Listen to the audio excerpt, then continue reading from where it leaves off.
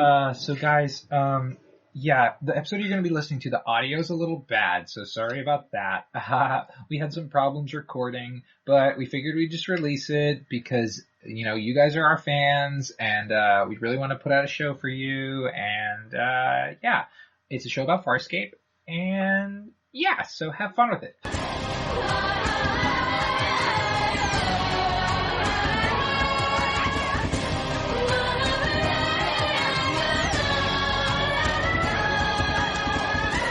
Hey everybody, welcome to another episode of ScapeChatz. I'm here again with Magellan. Hey. Off to an amazing start, as usual. This episode is in person. We're recording it. Yes, hi, I'm looking at you right Usually now. we record it via Skype.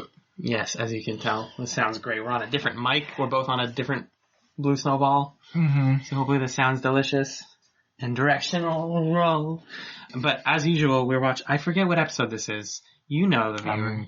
Oh, I thought you were going to... No. I know what episodes we watch. I'm trying to remember what number of ScapeChatz it is. Yeah, it's probably 5 or 6. You know, dear viewer. Thanks. You can see the thumbnail or the thing, the title. Sorry for the clicky clacking. It's good. On the mouse. People use laptops in podcasts all the time. I know, and I don't like it. So there you go. This is me apologizing. Be the change you want to see in the world. Right. Just like Dargo in this is actually what we do now. In Farscape. So we watched 2 episodes this week, as always. Mm-hmm. The first one that we watched was... Oh, I should have written the number of the episode. God, this is sloppy. I got you. What number episode is DNA Mad Scientist? DNA Mad Scientist is episode 9. Wow. Season 1 of Farscape. Wow. So this is our 5th episode of ScapeChatz. Oh, okay. Assuming... We've been 2 every episode? Yeah, okay. So this is episode 5 of ScapeChatz, Season 1, Episode 9, DNA Mad Scientist. Yep. Written by Tom Blomquist, directed by Andrew Prowse. Oh my gosh. Aired June 18th, 1999 in the U.S., the only country we care about with this show. Tom, what did you think in general about DNA Mad Scientist? So let me just first off preface this by saying that there's been a gap of time between recordings. A little bit, just a teensy bit. The last one we recorded, we did, like 2 months ago? Yep, mid-April. Mid-April. It's now early June. Early June. No, it's mid-June, decidedly. Oh, God. So. Yeah. We're in the late teens. Yeah, so the last recording we did was 2 months ago, and we watched these episodes right after that recording, so they are the opposite of fresh, whatever that is, in my mind. You've watched them twice. Yes, I watched them a little bit more recently to make sure that I had some semblance of plot in my head still. My takeaway at the time, what I remember of DNA Mad Scientist, first of all, I watched it in chunks, so that's another problem. I remember it being decent. Like the first chunk I watched, I was like, alright, this is an episode of Farscape. Yeah. It's fine. I'm not crazy about it. And then when I watched the rest of it, I thought it was really good. Yeah. I think it's just an interesting villain, and the effects work. So good. In this episode is like half of it's amazing and half of it's dumb in a way that I like. It's got a charm to it. Specifically we can just jump around, I guess. The what's her face, the Aeryn son. Oh yeah. Fusion. That's great.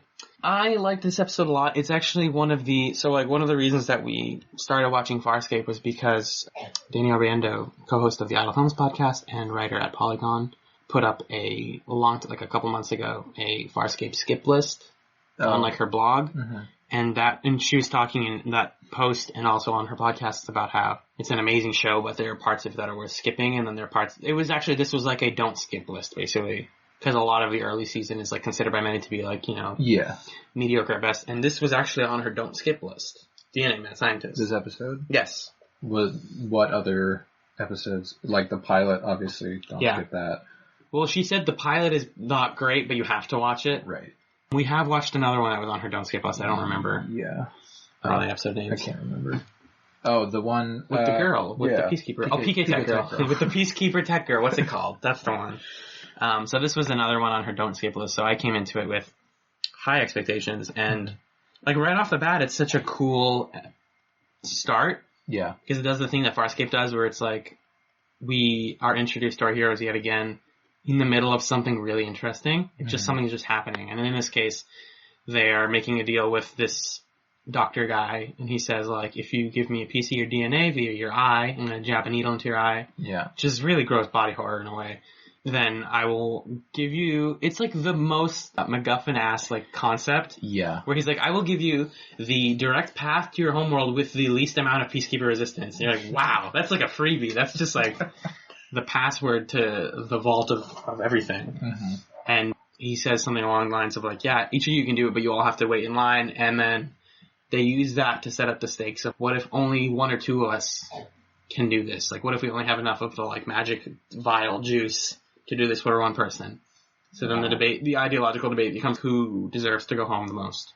Yeah. And then the B plot is that Aeryn and John Crichton both feel left out because they don't have anything that's considered home. Right away, the doctor tells Crichton, no, there's no, like, we can't find Earth.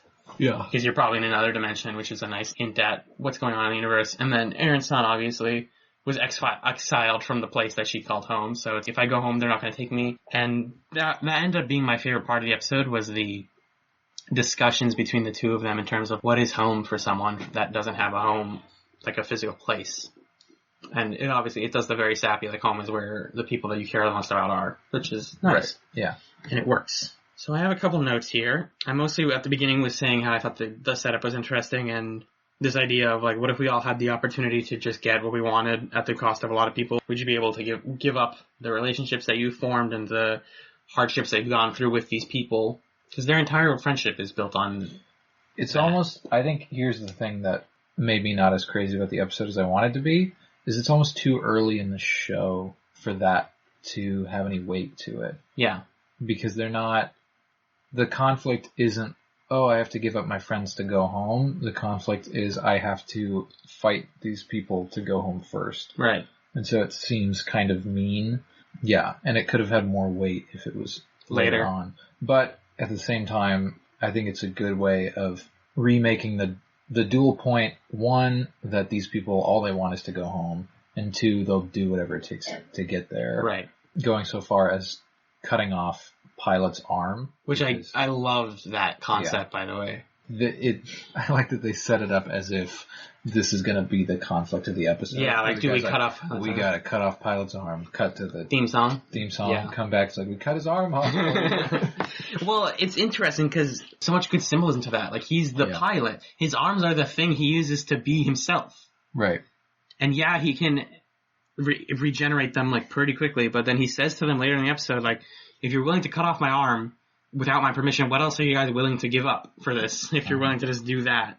Like, are we really willing to brutalize our captain for the chance of this change? And then what's interesting is that the two people who are, like, very clearly, well, the three that clearly are Dargo, Zahn, and Rigel, which is interesting because we've seen Zahn developing into a more, not callous, but, like, willing to do whatever it takes kind of person. Ruthless. Yes, yeah, exactly.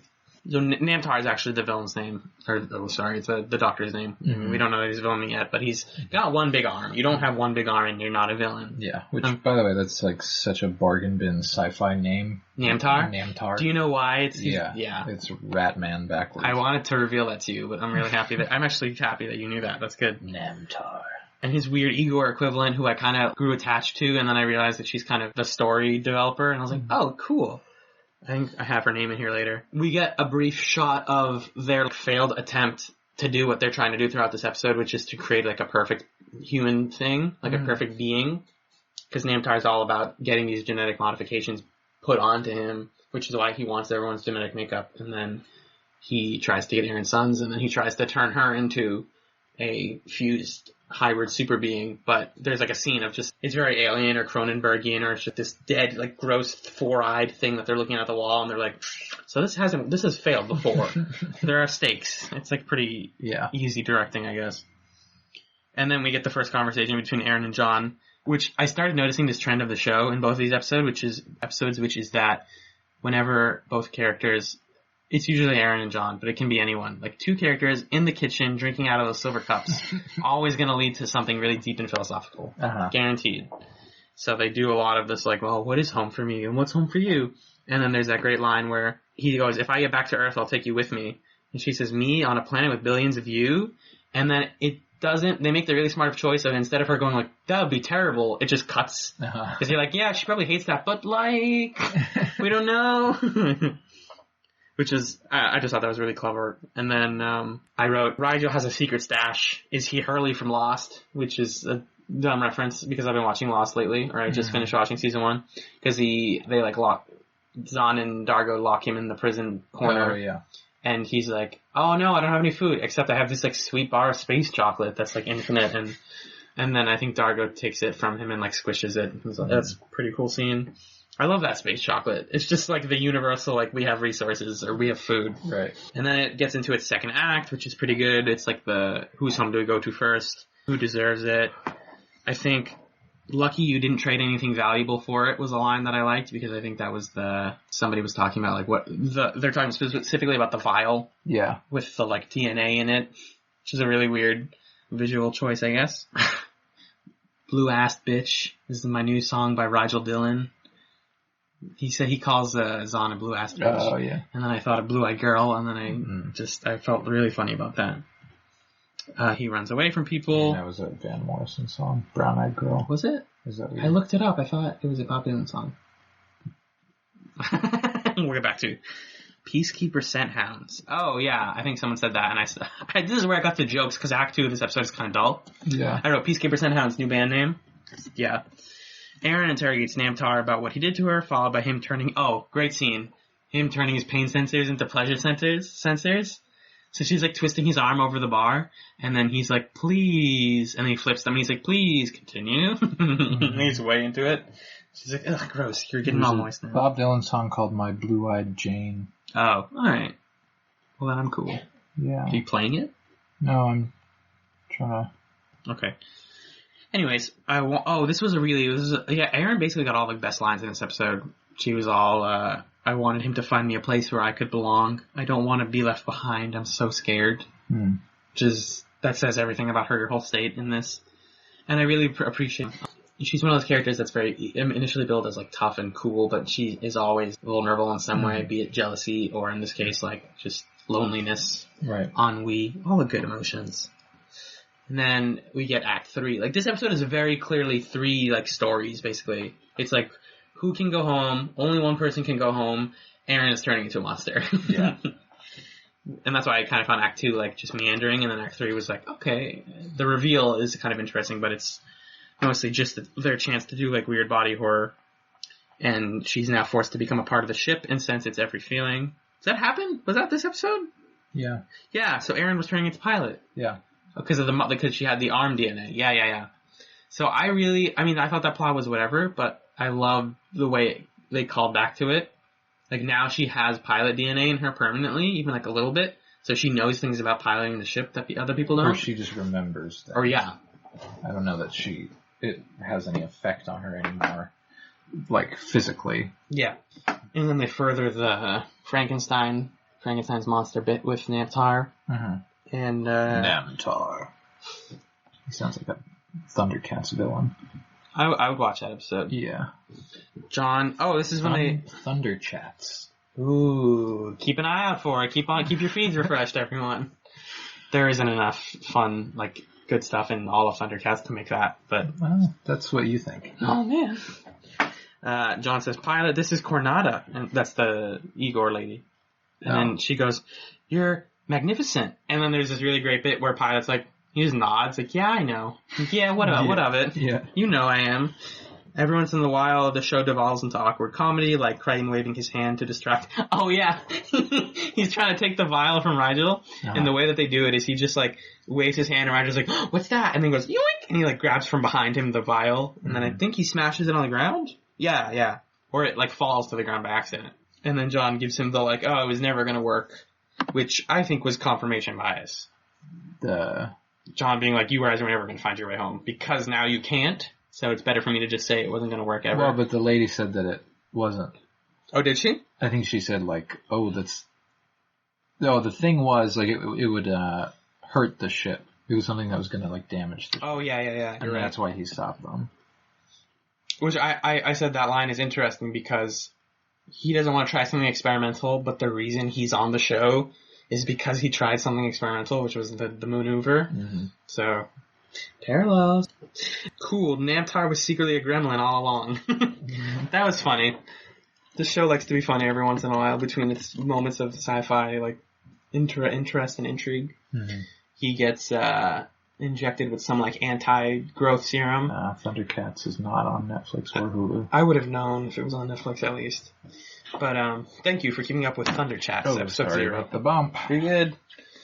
Probably. I don't know. They might have heard it. So he gets, like, injected with the, like, anti-serum, and he's like, no! He's tiny. He's got little feet. Uh-huh. And then I wrote smiley face chocolate, which I think was just more of that, like, food. Chocolate. I was fascinated by that food, dude. I'm telling you. Yeah. Oh, and then the last thing was that Coronado gives Aeryn son the antidote. Yeah. And then just the next day, she's completely fine. But right after she takes it, she's like, no, this doesn't seem like it worked. And then Coronado's like, no, you're good. Cut to, presumably one day later, and she's like, hey guys, what's up? I'm Aeryn's son. You're like, how fast did that work? Yeah. I would have loved to see that. And then we had the last line that I really liked, which was, I've always thought, this is Aeryn's son again, I've always thought of myself in terms of survival, life and death, keeping the body alive. But what Namtar did to me, it was me, inside, the real me. Which I was wondering what you thought about that line. I'm sure I thought something about it at the time. Well, because then he goes, you would have fit in on Earth just fine. Which I guess just means, like, we're all really fallible and self-conscious. We're all thinking about, like, death and vulnerability and stuff. Yeah. It's good stuff. Oh, and then the final scene of the episode was gorgeous. It was, Dargo comes into Pilot's room. Yeah. And he's like, I brought this thing. And he's like, what kind of weapon is that? And he's like, not a weapon. Oh, and he plays his little song. And it's it's beautiful, and it's like, do-do-do, and then the worst sound ever. Yeah, that was nice. It was a nice episode. This episode, I think what I said at the beginning still holds true. The, like, bulk of it, with the story of who gets to go home, it just wasn't interesting because it was motivated by, like, mean aspects of the characters. And what are you looking at? Making sure the levels are picking you up. I don't know why they wouldn't. Well, I mean, I'm kind of far away. Yeah. Farscape. Good. Good reference. Thanks, man. Yeah, so the plot is motivated by meaner aspects of the characters, which isn't nice to see. And it's a little early in the show for this plot to matter, or for us to even believe that they could go home. Yeah. Like, what are you trying to tell me? That one of the main cast members is going to leave the show? In episode 9. In episode 9, yeah. But the Aeryn son stuff was interesting. Yeah. Because it's the kind of tension that we know she's going to get turned back to normal, but while she's half pilot, it's exploring vulnerabilities about her that we don't get to see in other contexts. Yeah. Which I think was valuable. And it's yet another season 1 episode that takes place entirely on the ship, which is cool. Well, and Namtar's little lab. Was that not on the... I guess that wasn't on the ship. No, that was his own place. I'm always, like, keeping an eye out on when this show is going to do the more outdoor sci-fi environments. The, like, Star Trek ground team stuff. And we got that one episode with the plantation that we kind of didn't like, remember? Yeah.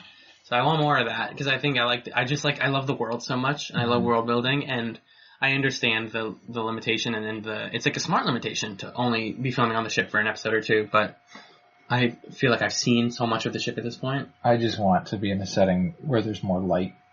You know what I mean? Yeah, it's pretty dark. It was a pretty dark show. Especially the second episode. A lot of it takes place in the bottom parts of the ship. Yeah. And you're like, this is just, I can't. Yeah. So that's a segue, I guess. You want to talk about the second episode? It's not a segue when you call attention to it. Alright, I'm learning. You know I can cut all that out, right? Okay. No. Why would you? Cut what out?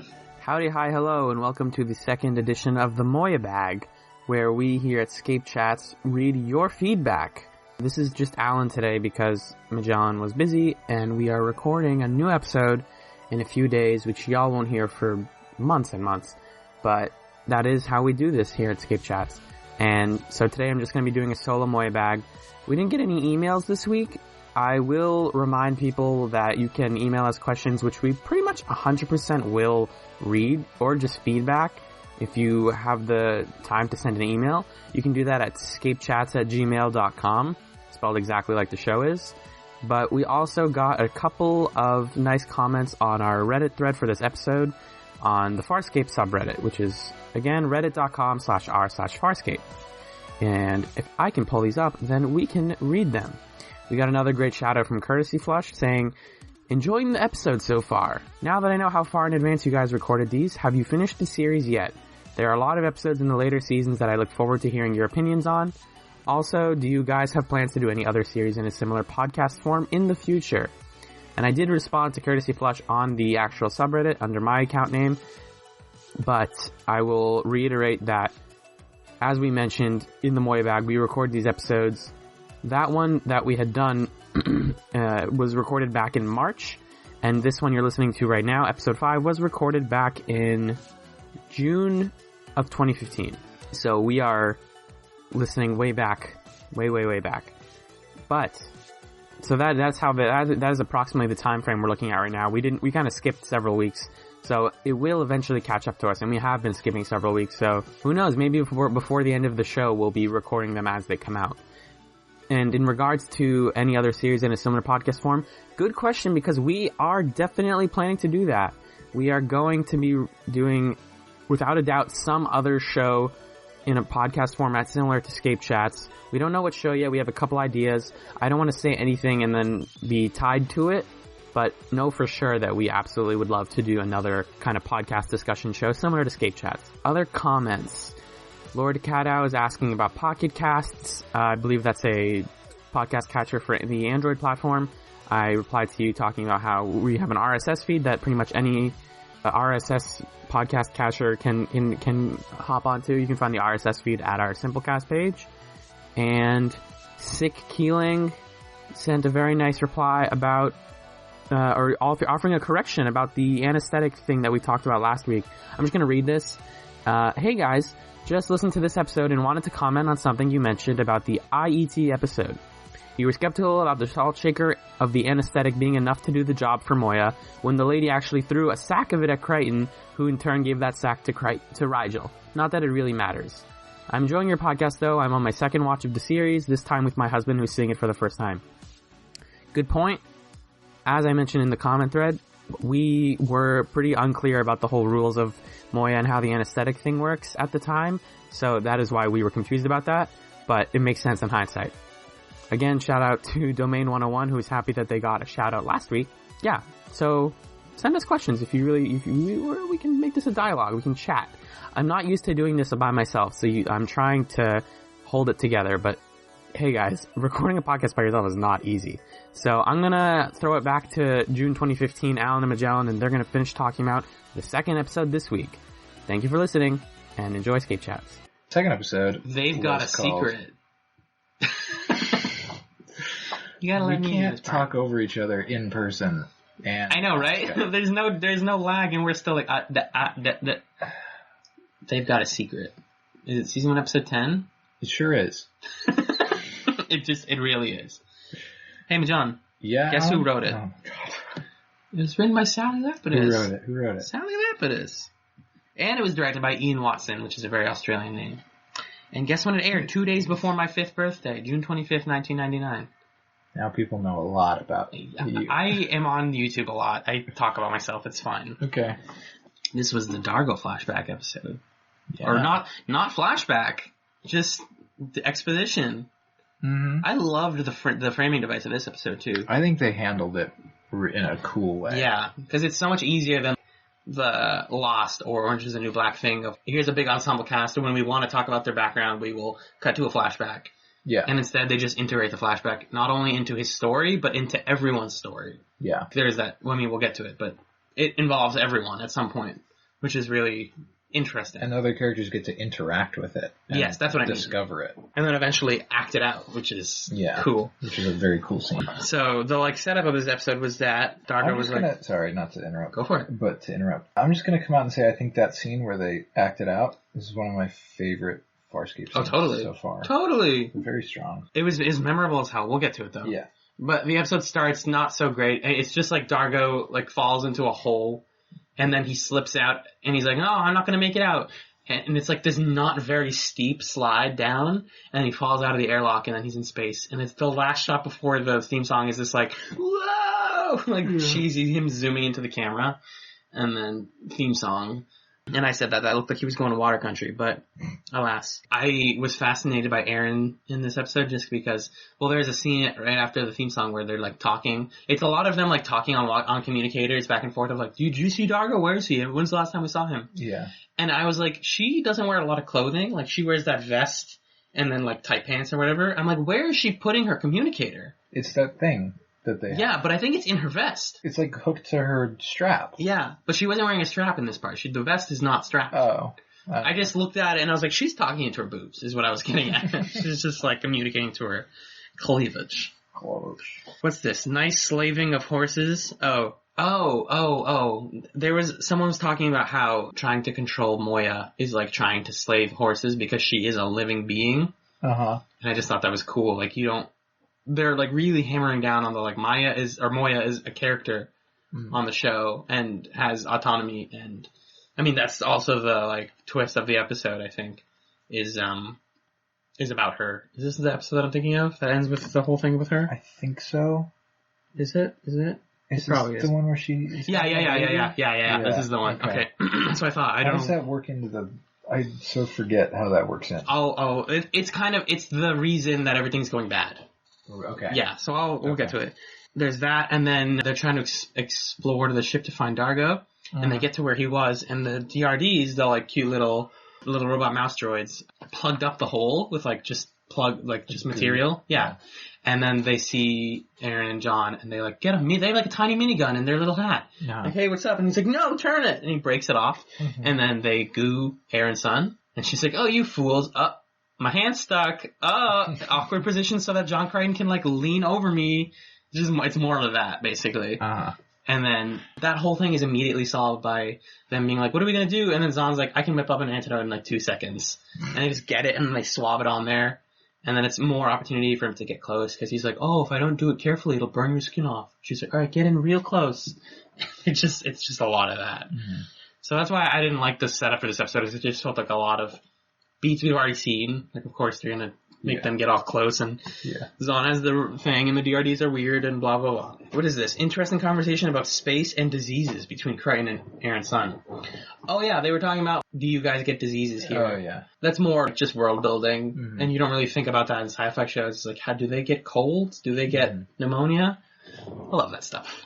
Whenever they bring out the silver cups, expect a fun chat. Yep, they did that in this episode. I forget what it was about. Yeah, I don't remember. It was probably about that, actually. John Crichton wants to go to Earth because there's chocolate, which I can totally empathize with. Like, that's the reason I'm not in the space right now. It's because of chocolate. They can just pack that for you. Yeah, right? You can get like a bunch. You can get that Rigel chocolate that you love so much. I have something that doesn't taste like chocolate. I think that's like MREs, where it's just a block of food. You know what MREs are? I know what they are, but I don't know what it stands for. Something... Military Ration Ease. Yeah, it's basically that. I think it's supposed to be like universal food. Thank you for looking that up. Assuming you're looking... Oh, what is it? Meals ready to eat. Oh, I did know that at some point. Yeah, meals are ready to eat. I like the idea that, this is me talking about how Dargo's backstory is integrating to the show because he's like calling Zon his wife's name. Yeah. Which I can't. There's a lot of names in this episode that you don't have to pay attention to as long as you know who is who. Mm-hmm. And then he sees Rigel later. He's like, son, I missed you. And then Rigel's like, what even? And that was a cute scene. There was a lot of really good music in this episode. Basically, whenever there was like a Dargo moment, there was this really good like flute cue that I appreciated. I want to start. I don't know if this show had like a music composer, but I would love to hear more of that person's work if it is one or two people. Crichton keeps making Earth reference. Okay, here's the thing.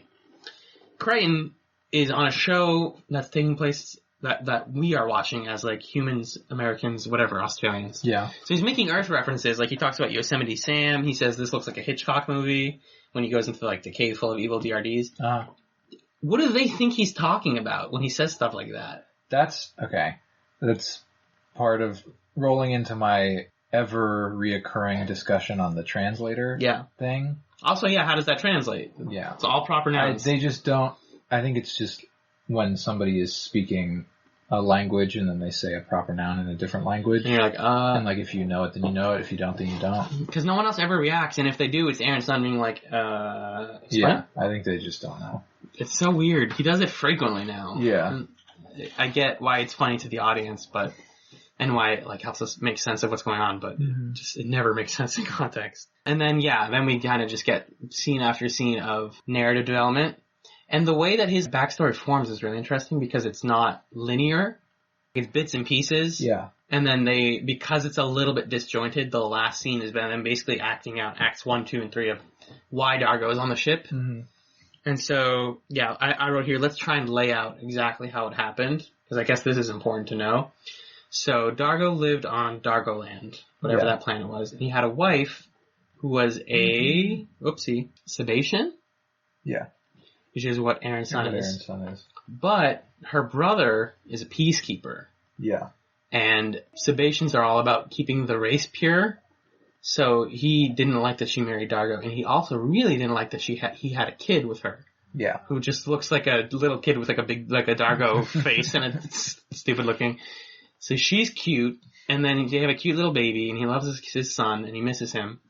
But, so do they kill the wife? I think so. I think the brother kills the wife and then frames Dargo for it. So that he gets kicked off. Yeah. And then he gets sent to space prison. Yes. And then that's why he's here. Yeah. That's sad. Yeah.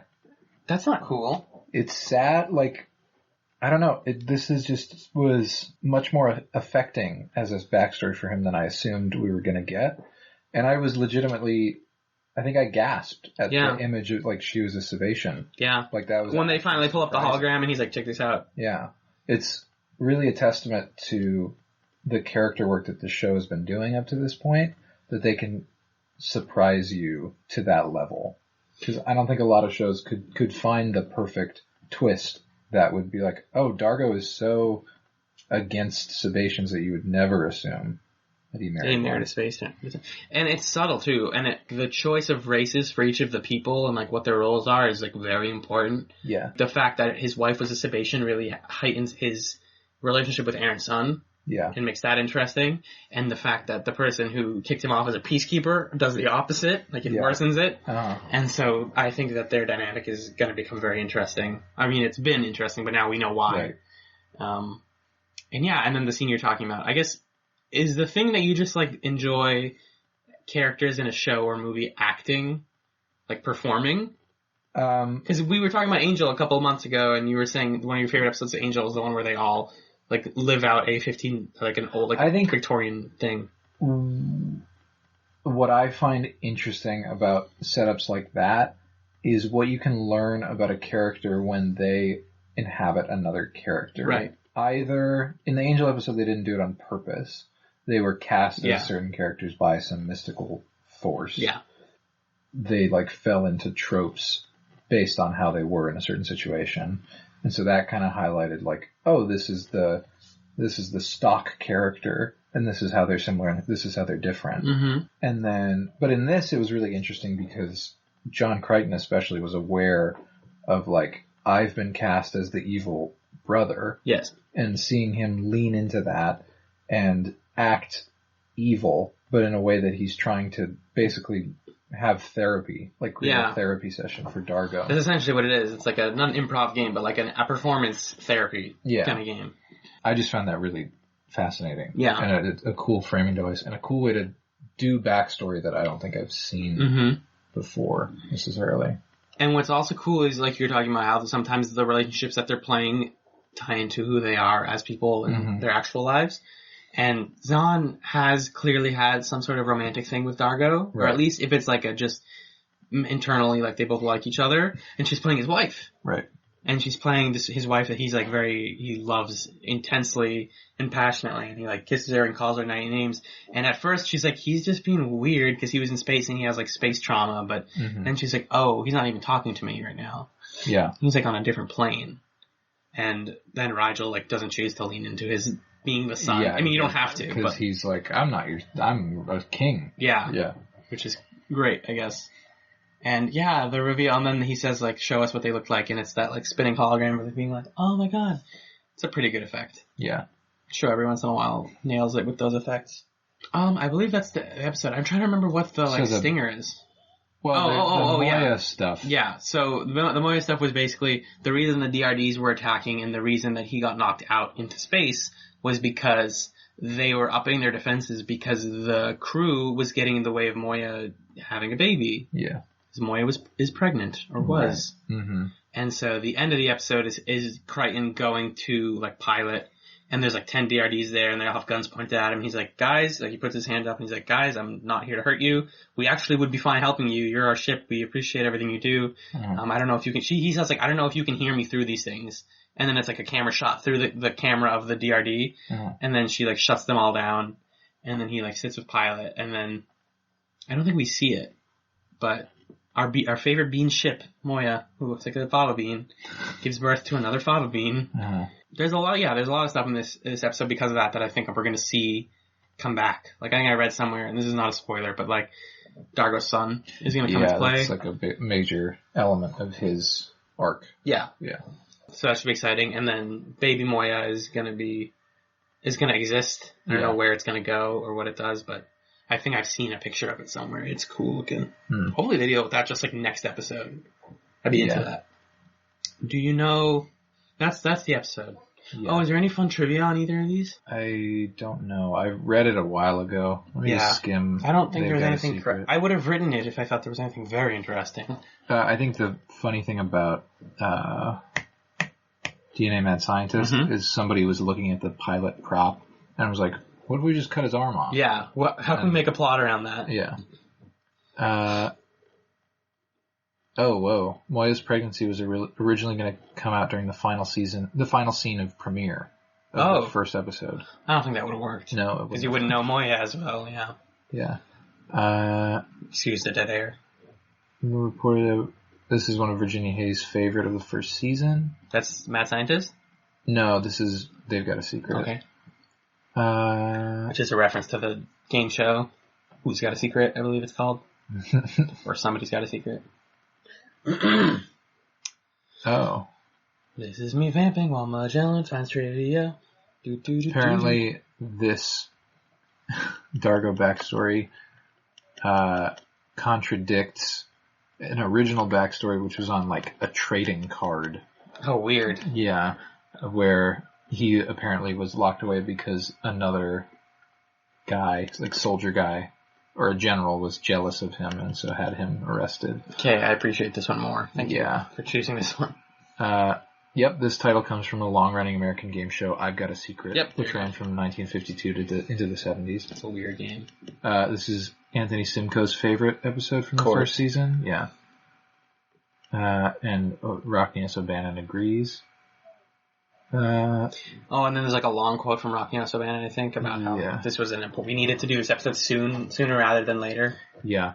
I will say I was kind of annoyed. So two things that annoyed me in this episode was Aeryn was off in tunnels and they were, like, yelling at her. Well, she was, like, she was working with, like, Pilot at one point. Like, she was, like, in him, and then she was like, oh, should I shut down the ship and break everything?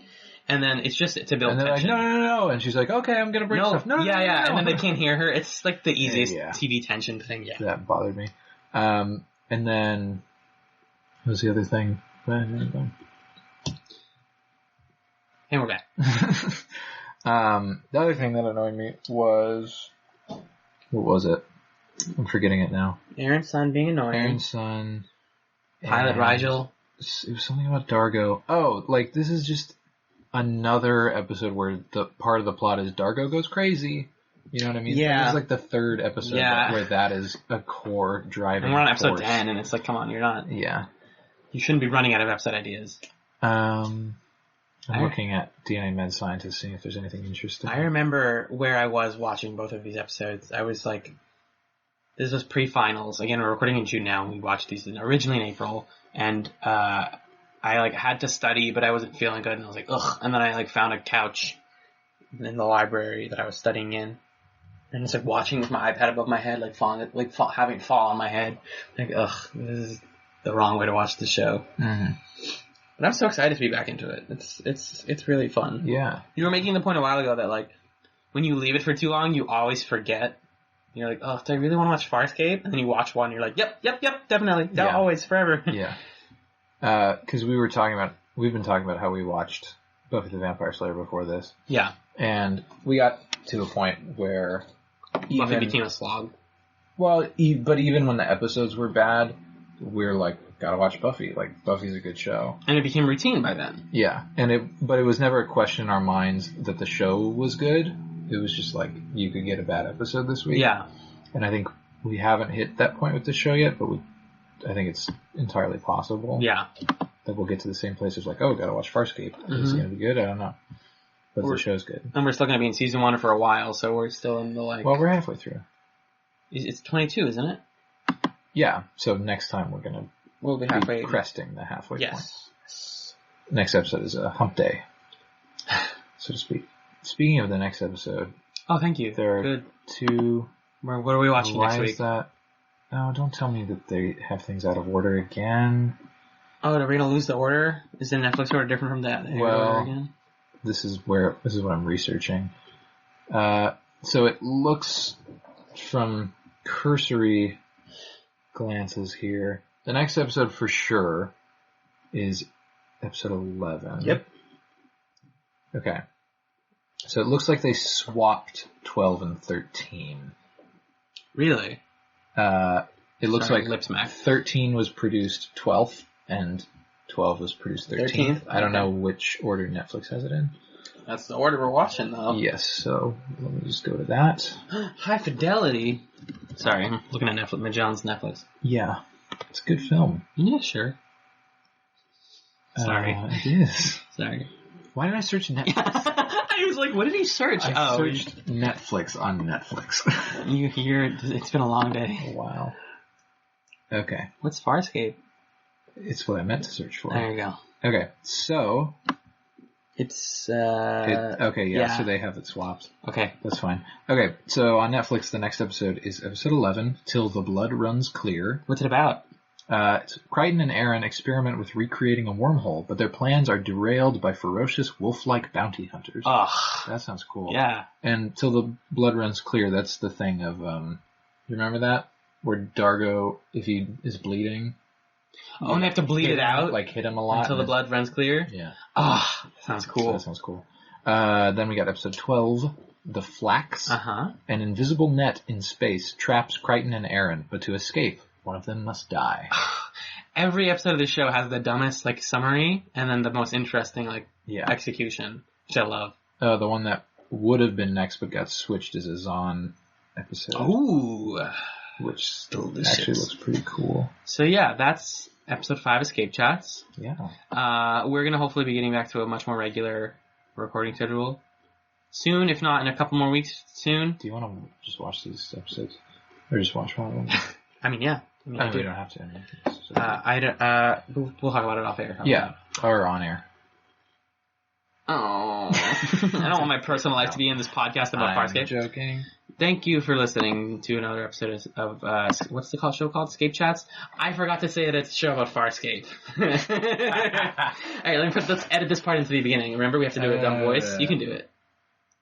What do you mean? I'll take care of it. It's, hey guys, just wanted to come in and let you guys know, this podcast is about Farscape and, blah, blah, blah.